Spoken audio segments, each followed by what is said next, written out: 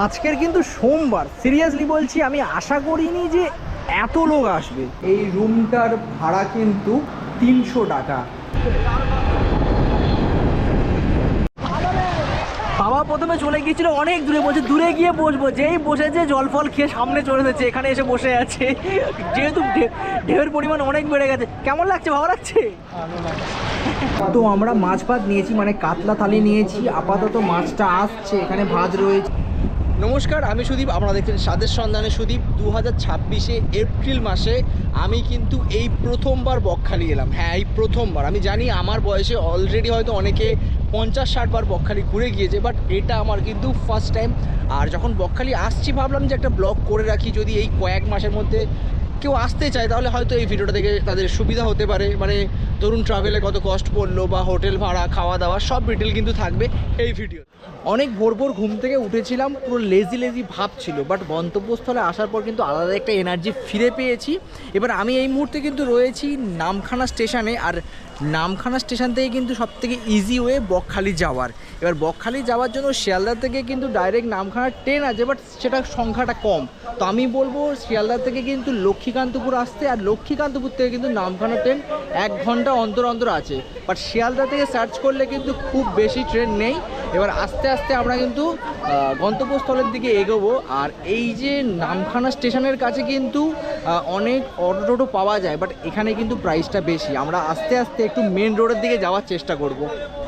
যেমন লোকে যাচ্ছে রাস্তা বরাবর, দেখতে পাবেন থ্যাংক ইউ লেখা আছে উপরে, ঠিক এই রাস্তা বরাবর কিন্তু আপনাদেরকে ক্রস করতে হবে। এই যে রাস্তাটা, এটা কিন্তু স্টেশনের রাস্তা। আর আমরা ব্যাক করব কিন্তু এই দিকে, মানে এই যে সামনে মেন রোড আছে, মেন রোডে উঠছি আমরা, দেখতে পাচ্ছেন। মানে এই যে মেন রোডটা গেছে, মেন রোড, ঠিক মেন রোড বরাবর ক্রস করে কিন্তু আমরা চলে যাব ওই দিকটায়, যেখানে একটা সরু লেন রয়েছে, ঠিক ক্রস করে চলে যাওয়া যাবে এদিকে।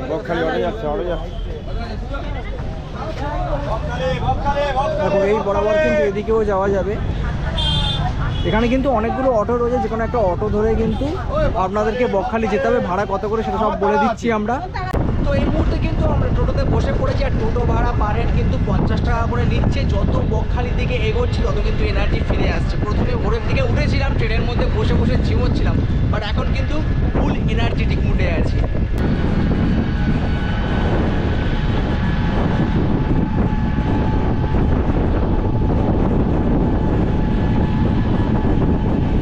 মোটামুটি 27 কিলোমিটার টোটোতে জার্নি করে এই মুহূর্তে কিন্তু বকখালিতে নেমেছি। বাট একটা কথা আমি ক্লিয়ার করে বলে দিচ্ছি, সেটা হচ্ছে যদি তোমরা প্ল্যাটফর্ম থেকে টোটো ধরো তাহলে কিন্তু 60 টাকা নেবে, আর যদি মেন রোড থেকে টোটো ধরো 50 টাকা নেবে, আর যদি অটো ধরো মেন রোড থেকে তাহলে কিন্তু 40 টাকা করে নেবে।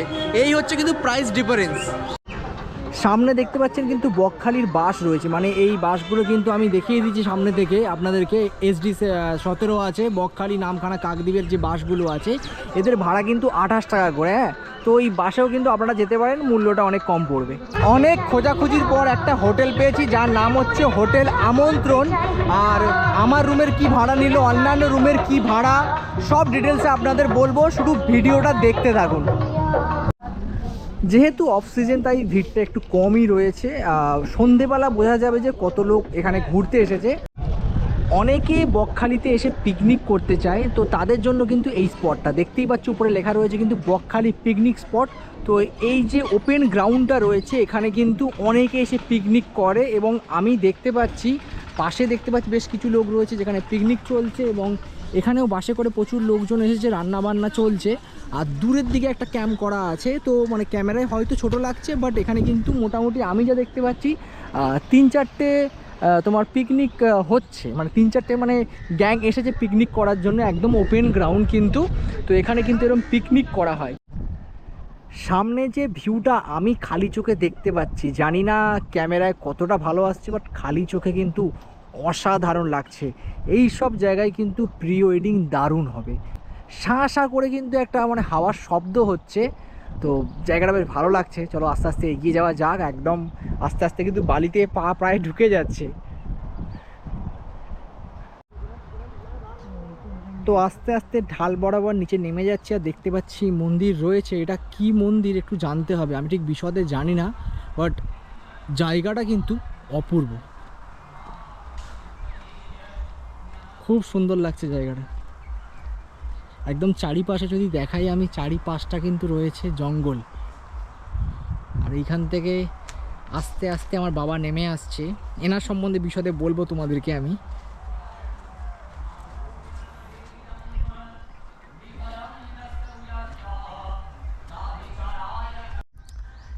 আমি একটু আস্তে কথা বলছি কারণ সামনে পূজা চলছে। তো এটা হচ্ছে কিন্তু বনদেবীর মন্দির। চারিপাশটা কিন্তু দেখতে পাচ্ছ ঝাউবন রয়েছে চারিপাশটা, আর কয়েকটা জায়গা দেখতে পাচ্ছি মানে ছাউনি করা বসার জন্য। দারুণ একটা পরিবেশ।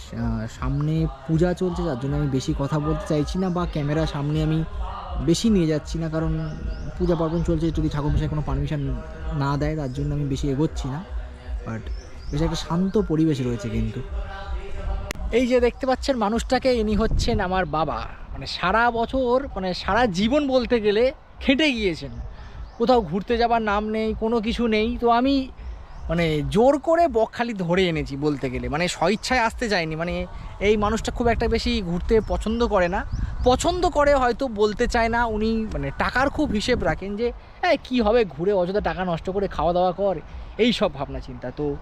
তো আমি ভাবলাম যে জোর করে ধরে নিয়ে যাওয়া যাক, যেহেতু মানে কোনো দিন কোথাও বেরোয়নি, তাই আমি হ্যাঁ এই কি মন্দিরের সামনে আছে, পূজা চলছে, তো জোর করে এই মানুষটাকে ধরে এনেছি। অ্যাকচুয়ালি ঘুরতে সবারই ইচ্ছা করে, বাট সংসারের অনেক চাপ থাকে, তার জন্য হয়তো ঘুরে ওঠা হয় না, আর যেতেও না। সারাদিন খাটার পর ঘরেতে ওই একদিন পেলে শুধু ঘুমিয়ে কাটাতো। তো আমি যখন মোটামুটি নিজের পায়ে দাঁড়াতে পেরেছি, আমি জানি যে দূরে কোথাও যেতে চাইবে না, তাই বকখালি নিয়ে এসেছি। বকখালি তোমার কেমন লাগছে? ভালো লাগছে। ভালো লাগছে? ভালো লাগছে। নদী নদী সমুদ্র সমুদ্র। ঠিক আছে, চলো একটু পরে আমরা স্নান করব দুজনে। বাবাকে দিয়ে আমি ক্যামেরা ধরাবো, দেখি কেমন ভিডিও করতে পারে। অবশেষে চলে এসেছি সাদাবালির দেশ বকখালিতে। অ্যাকচুয়ালি যদি আমি দেখাই, সমুদ্র আমায় টানছে ওই দূরে, কিন্তু আমার পা আমায় টানছে না, কারণ অনেকটা হাঁটতে হচ্ছে। অবশেষে হাঁটতে হাঁটতে চলে এসেছি কিন্তু একদম সমুদ্রের পাশে, দেখতে পাচ্ছ।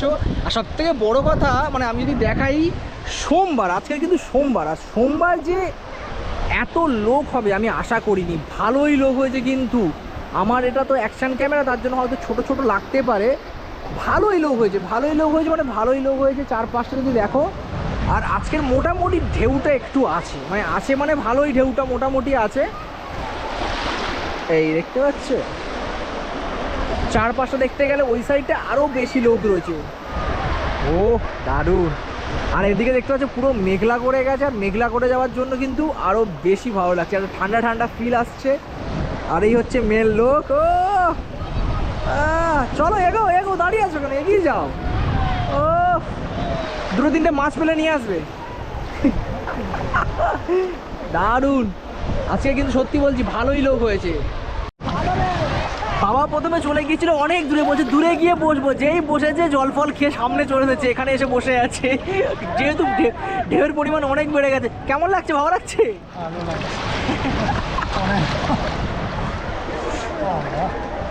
লোক ভালো হয়েছে আজকে।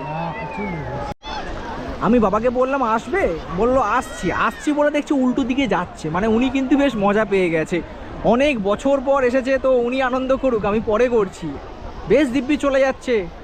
একটা জিনিস আমার খুব ভালো লাগছে, আমি দেখলাম বাবা যখন স্নান করতে যাচ্ছে, মানে এখনও আছে, তো দেখলাম উনি দাঁড়িয়ে দাঁড়িয়ে এদিক ওদিক দেখছে, হেসে হেসে লোকের সমাগম দেখছে, নিজেও মাঝে মাঝে জলে বসছে, জল খাচ্ছে, আবার ফিরে আসছে, আবার যাচ্ছে। তো উনি দেখলাম যে ওনার মধ্যে একটা হাসি আছে। অ্যাকচুয়ালি আমি এটাই চাইছিলাম, যে ওনাকে আমি যদি একাও আসতে পারতাম, ব্লগ করে চলে যেতে পারতাম, বাট বাবাকে নিয়ে তেমনভাবে কোথাও মানে ঘোরা হয়নি। তো ভাবলাম যে কাছাকাছি বকখালি একটা সুইটেবল প্লেস, ওখানে নিয়ে যাই। তো উনি এসে দেখলাম বেশ খুশি হয়েছে, আর আমি এখনও স্নান করিনি।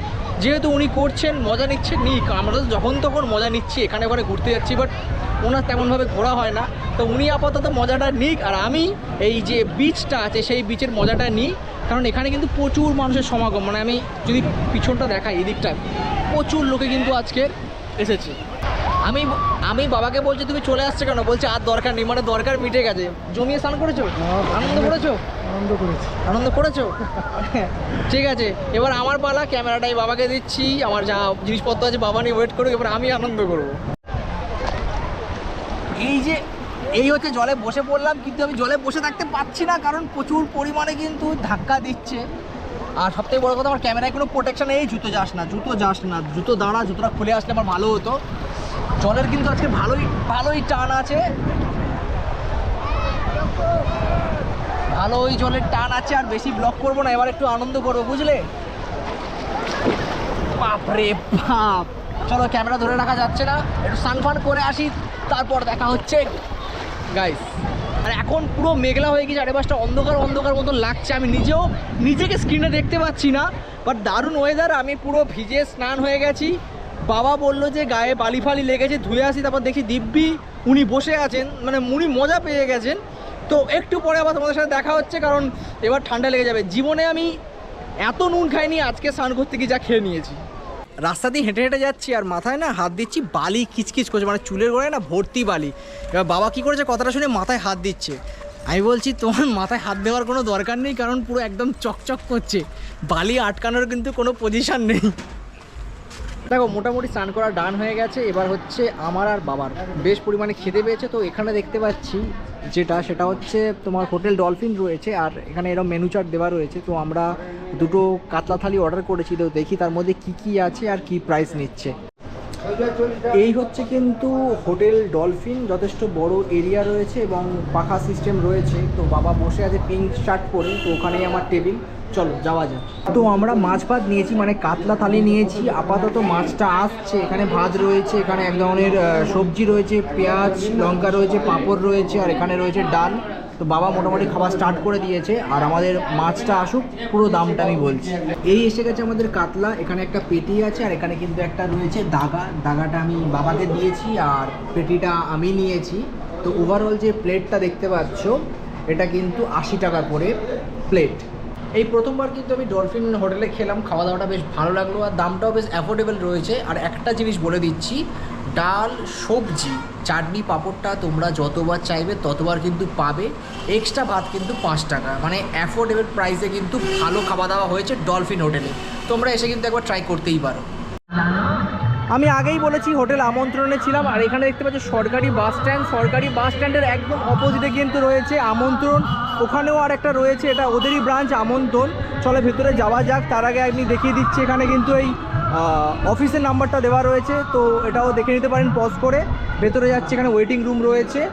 আর যদি যাবতীয় ডিটেল যেটা বলি, নিয়মাবলী, এখানে দেখতে পাচ্ছেন, পজ করে দেখে নেবেন কি নিয়মকানুন আছে। আর এখানে কিন্তু চেক আউটের টাইম 10টা, ম্যানেজারের নাম্বার দেওয়া রয়েছে। আর এছাড়া আমি দেখতে পাচ্ছি এখানে মেনুরও অপশান রয়েছে, তো পজ করে দেখে নিতে পারেন এখানে। এই হচ্ছে যাবতীয় ডিটেল। আমি যে হোটেলে স্টে করছি সেটা হচ্ছে হোটেল আমন্ত্রণ। নিচের ফ্লোরে 3টে রুম রয়েছে। আগে আমি রুমটা দেখাই, তারপরে আমি প্রাইসটা বলছি। চলুন দেখাচ্ছি। এটা হচ্ছে কিন্তু 115। এই হচ্ছে কিন্তু রুমের ভেতরটা দেখতে পাচ্ছেন। এখানে মোটামুটিভাবে কিন্তু আপনারা 3-4 জন আরামসে থাকতে পারবেন। এখানে একটা দেখতে পাচ্ছি আয়না রয়েছে, এখানে তোমার বাকেট রয়েছে, মানে যেটা ময়লা ফেলার জন্য। এছাড়া কিন্তু এখানে একটা চেয়ার রয়েছে, ছোট টেবিল দেওয়ার। আর এই হচ্ছে কিন্তু বাথরুম, মোটামুটি পরিষ্কারই লাগছে। এখানে বাথরুম রয়েছে, একটা বেসিন রয়েছে, উপরে কিন্তু শাওয়ার রয়েছে। তো এই যে রুমটা রয়েছে, এই রুমটার ভাড়া কিন্তু অফ সিজনের ক্ষেত্রে বলছি 300 টাকা। এই যে বেডটা রয়েছে, এখানে আপনারা চাইলে আরামসে, মানে ইয়ং ছেলেরা যদি হয়, আরামসে এখানে 4-5 জন কিন্তু ঘুমিয়ে পড়তে পারবেন।